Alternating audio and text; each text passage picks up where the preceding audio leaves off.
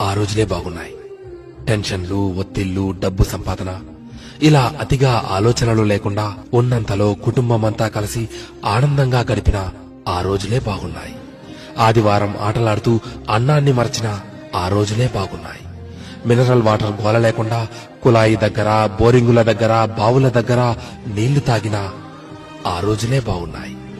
ఎండాకాలం చలివేంద్రాల్లోని చల్లని నీళ్ల కోసం ఎర్రని ఎండని సైతం లెక్క చేయని ఆ రోజులే బాగున్నాయి.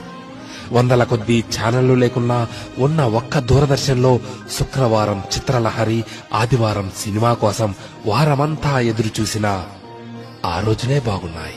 సెలవుల్లో అమ్మమ్మ, నానమ్మల ఊళ్లకు వెళ్లి ఇంటికి రావాలనే ఆలోచనే లేని ఆ రోజులే బాగున్నాయి. ఏసీ కార్లు లేకున్నా ఎర్ర బస్సుల్లో కిటికీ పక్క సీట్లో నుండి ప్రకృతిని ఆస్వాదించిన ఆ రోజులే బాగున్నాయి.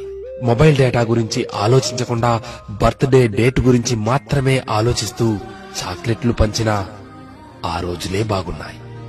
మటన్ బిర్యానీ, చికెన్ బిర్యానీ లేకున్నా ఎండాకాలం వచ్చిందంటే మామిడికాయ పచ్చడితో అందరం కలిసి కడుపు నిండా అన్నం తిన్న ఆ రోజులే బాగున్నాయి.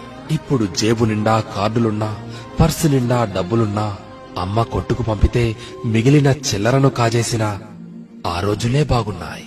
ఇప్పుడు చేతిలోని సెల్ నిండా గేములున్నా, ఆట స్థలంలో బ్యాట్ మార్చుకుంటూ ఒకే బ్యాట్ తో క్రికెట్ ఆడినా ఆ రోజులే బాగున్నాయి.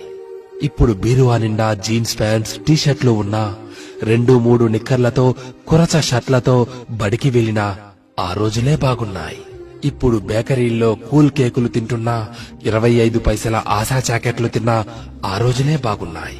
ఇప్పుడు రకరకాల ఐస్ క్రీంలు చల్లగా నోట్లో నానుతున్నా, నాన్నమ్మ, అమ్మమ్మల చీర కొంగు పైసలతో పొల్లైసు కొనుక్కు తిన్నా ఆ రోజులు ఎంతో బాగున్నాయి.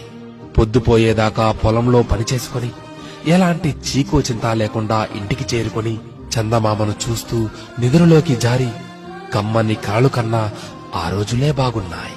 నిజమే, ఆ రోజులే బాగున్నాయి కదూ.